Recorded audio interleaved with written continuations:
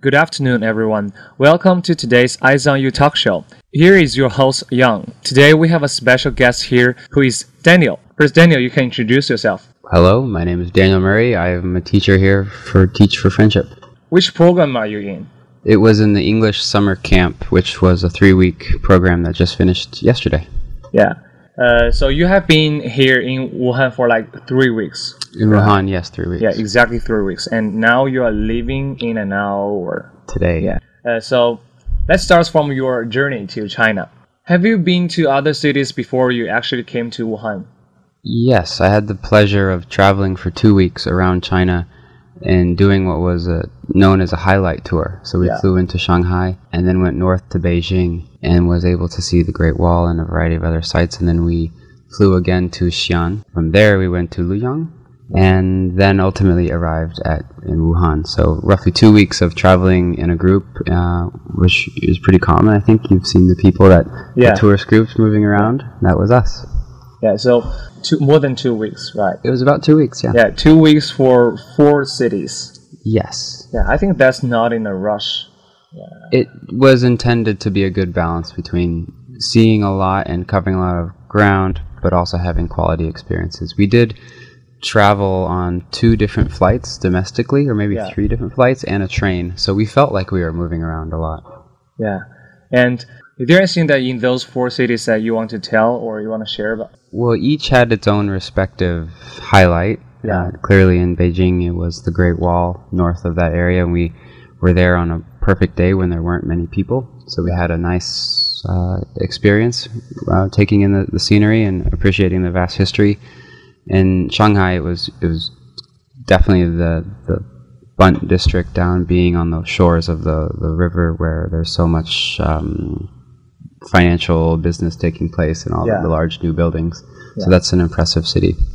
There's also the museum there, and that was my first day in China, so it was great to see that history well put together in the Shanghai Museum.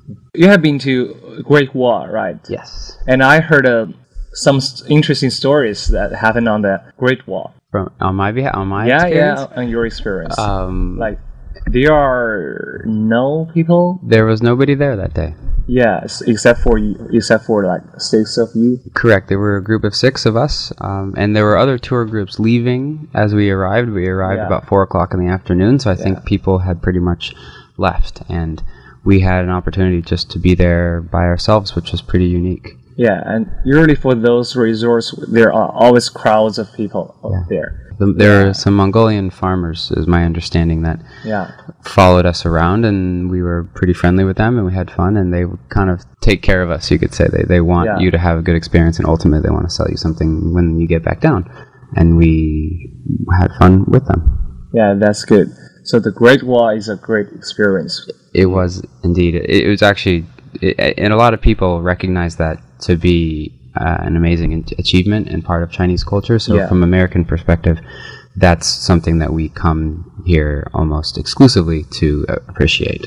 After that, you've been to Xi'an, right? Mm-hmm. And you have seen that those things are buried in a tomb. Terracotta soldiers. Yeah, terracotta soldiers. Yeah. So what about them? That was arguably one of the second highlights of our time here and traveling. It was just amazing to see that they were all individual, and the amount of time and resources that went into creating this offering to the emperor at the time.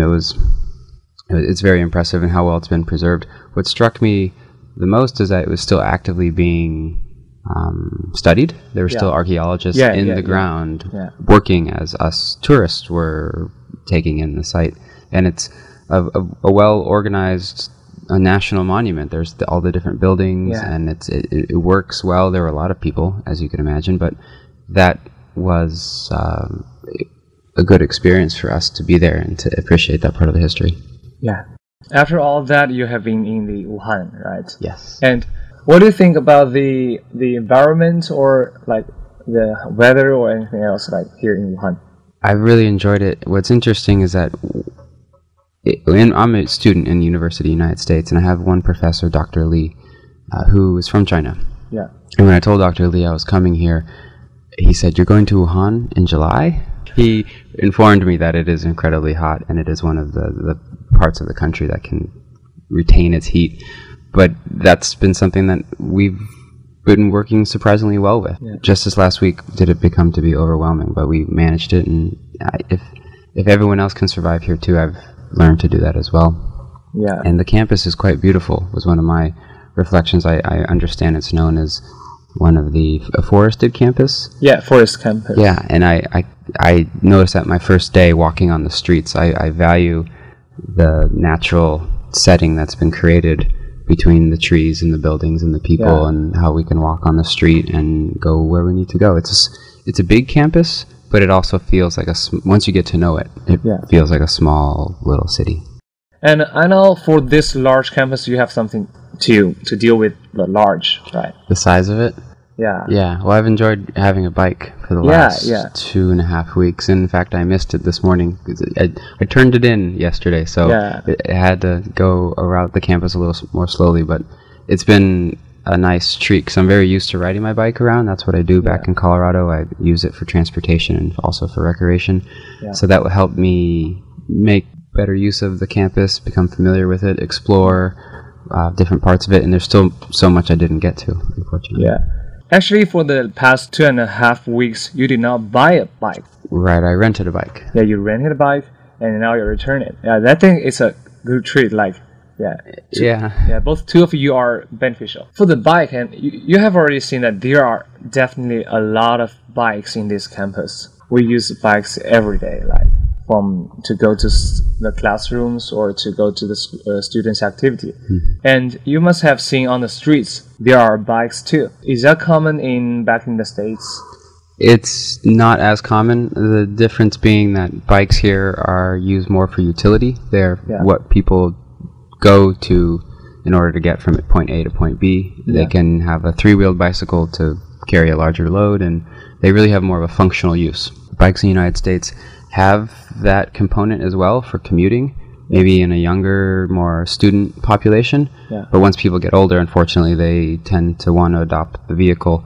And cycling is present in the United States, but it's more in a recreational capacity. Yeah, and that is one of the recreation of yours, right? Indeed, I love cycling for any purpose. We already know that you're in a program which is for the summer camp, HUST. The summer camp is a very good tradition in this university, which lasts for the past 10 years. You have been a teacher in this, and for 3 weeks, 15 days. Yeah. So first, generally, tell us what do you feel about it? Well, it was a unique experience for me because I'm not formally a teacher.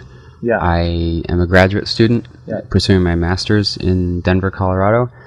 So that's why I have this time in my schedule to come here for 5 weeks to be in China.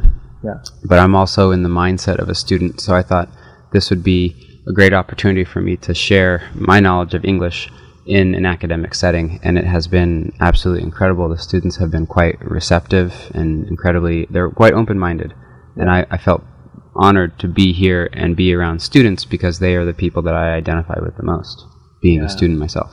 I'm a TA of you, and I have been in every class that you had. What I have seen is that the students do like you. They told me again and again that they learn a lot from you. And I heard that once you talk about that we learn from you, but you also learn something from us. You know China through us. Yeah. And so maybe you can share something with us?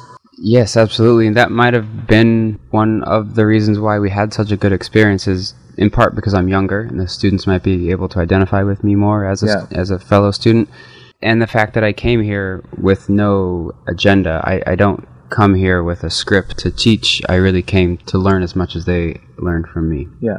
And I would argue that I learned more because there were 40 students that I talked to. They only got to talk to one of me.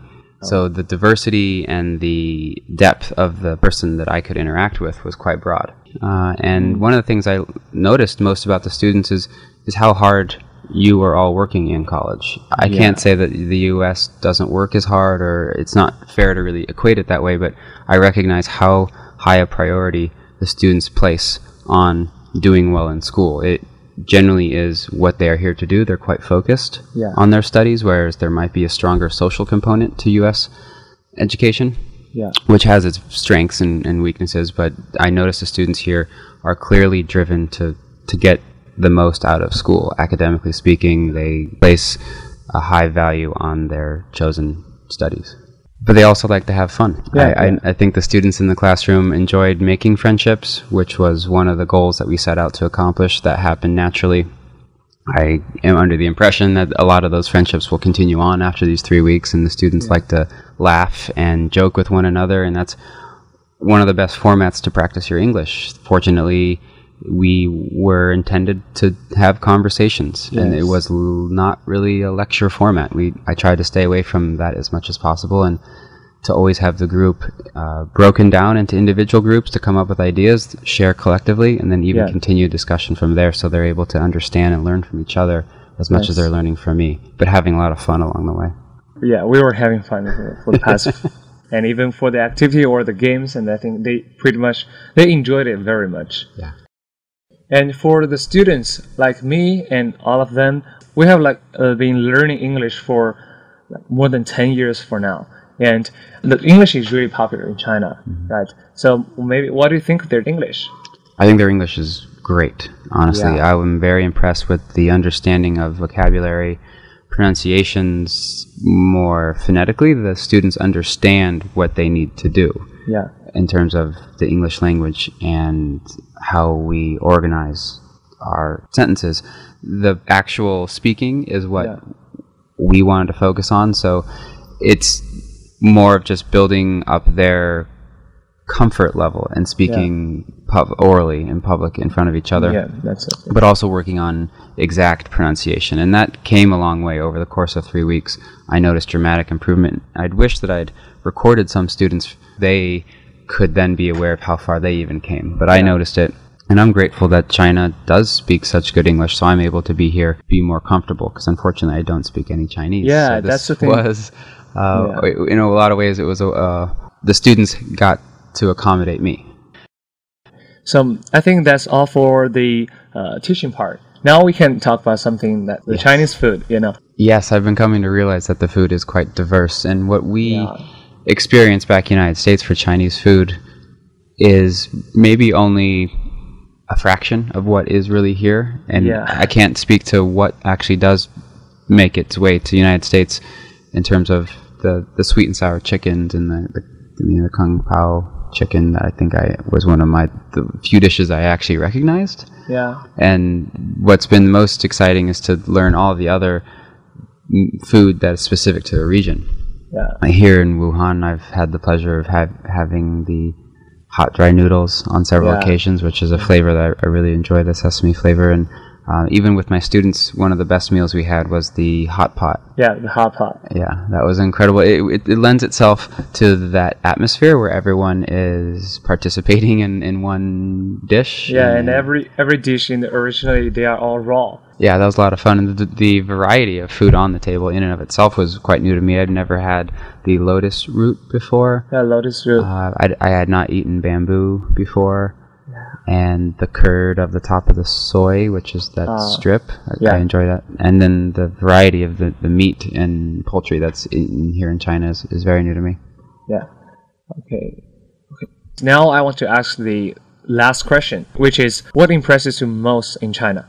That's a very open-ended question. So thinking about where to begin. For starters, I would say it's sheer historical scale that China has been operating on, and what it has to reflect back on in terms of my experience going to the Great Wall and the Terracotta Soldiers and visiting museums where we're able to appreciate China for all of its contributions to society, like ceramics and the compass and the writings of the Chinese people. The fact that this history, in many ways, you have such a better record in comparison to the United States. Our scale of time doesn't go back. It would be an understatement to say it doesn't go back as far. We operate on several hundred years. 400 years is something that's old in the United States in terms of our civilization there. And in China, it could be 4,000 years. It could be greater than that. It would be since the beginning of time. So that to me is just trying to comprehend that relationship that China has with its land, and how long you have been establishing yourself and making a culture and a society that has been in one location exclusively. Whereas the United States, we, generally speaking, most people are from somewhere else. And that's what is partly unique about us. That's part of our strength, is that we are such a melting pot of cultures and different backgrounds. But China is able to really celebrate its history. And additionally, my other overall impression would be that its people this is a very exciting time, I'm understanding, in China, that, for example, to be a young college student in China right now, there is a tremendous amount of opportunity, and there's almost, in some regards, an endless amount of opportunity about what you as a country can accomplish, and you as an individual, what can be your role in helping improve your society. I think people are enthusiastic about the quality of life that's increasing, and I get that impression that students are really proud of what has been accomplished over the last 40, 50 years, and how that can continue to only improve. And we can trade notes between the United States and China, because no system is perfect. I think everyone will admit that, and everything has its bright sides and downfalls, so we can learn from each other's trial and error. Between the two countries, we've done a lot of things well in the United States, but I regard China to have been very thoughtful in the way that it's managing its challenges, such as a lot of people. I mean, there's population issues in the United States, and there's population issues throughout the entire world that need to be addressed, and how can we be most wise with our limited resources. Okay, the time is limited, then we have to say goodbye. I think that's all for today's Eyes on You talk show. Goodbye. It's been a pleasure speaking to you, and thank you for having me on your campus. Nice to have you in our show. We'll see you next time.